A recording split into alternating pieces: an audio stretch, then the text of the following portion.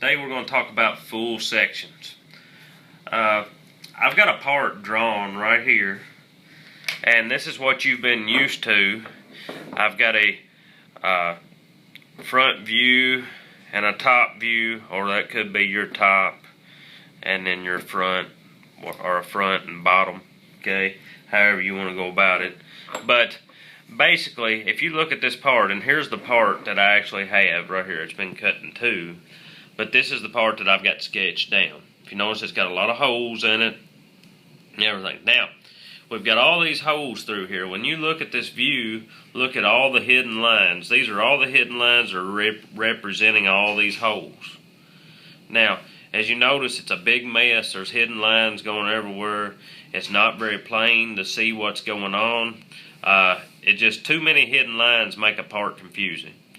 And another thing, you can't, as we've talked about before, you can't dimension to hidden lines. So all your dimensions are going to have to be like down here that says what size the hole is through, diameter, it might be diameter 5/8 through, and then by something counterbore by so deep.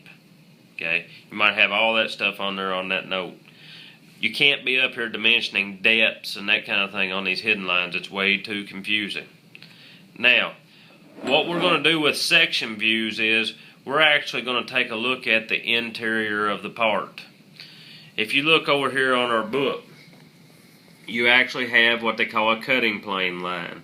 What that cutting plane line does, it says, hey, we're going to take and cut into the middle of this part, and we're going to look at what's on the inside of it. I've got a sketch of this part. Okay, if I look at this part that I've got sketched here, if you notice, I've got a cutting plane line. Now, we talked about cutting plane lines back whenever we were talking about line types. You've got the cutting plane line running all the way through the part, and then it's got arrows. These arrows are telling us what direction we're going to look in it. Okay, I've actually went out on a bandsaw and cut this part in half. And we're going to cut right where that cutting plane line is. I do that, and I get rid of the other half, and I'll flip it up, and we're looking in this direction. So I'll flip it up and look at, and here's what we have. We've got this view right here that goes along with the part. Now, if you notice, I've got section lines on everything where the bandsaw blade touched. Where the hole runs through, it didn't touch, so there's no section lines. No section lines here, here, or in the counterbores. We're looking at the entire interior of this part.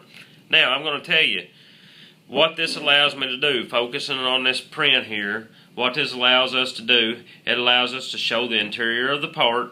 We've got section lines that correspond to the part where we cut through the part. And we've got no lines wherever it didn't touch. So you can see the counterbore hole, the through hole going through the middle of the part. We could actually dimension to these solid lines right here, because these are object lines going around the part because they're now visible because we're inside the part. We could dimension to those. If you notice, it's a whole lot cleaner. If I pull this other print in here and look, which one's going to give you the best detail and show you the interior of the part? All these confusing hidden lines, or just having a section view. Okay, we call this a full section because it goes all the way across the part. Now, on page 80 in your book, you'll see here all the different types of section lining. We have a general purpose section line, or like what I've got sketched on mine, it's an all-purpose, general purpose.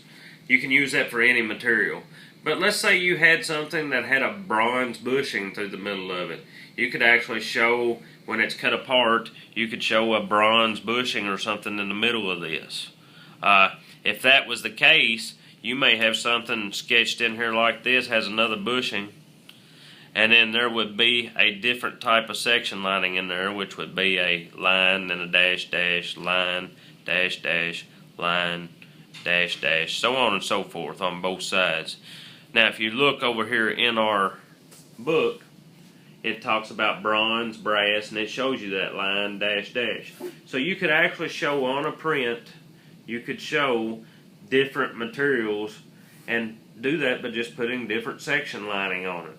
Of course, down in your title block, you would want to, in the material, it would say cold rolled steel for the outside, and then a bronze or a brass bushing, whatever goes in the middle of it. Now, as far as what you're going to do for your work, this sketch right here, don't worry about doing it. We're not going to have that. We're not going to do the sketch. You will be doing D13, answering for this one right here. Okay? One thing I do want to talk about on your print that you don't see, it asks you about heat treatment of this part. Okay? If you look right here, it says note, case hardened to 10 thousandths deep.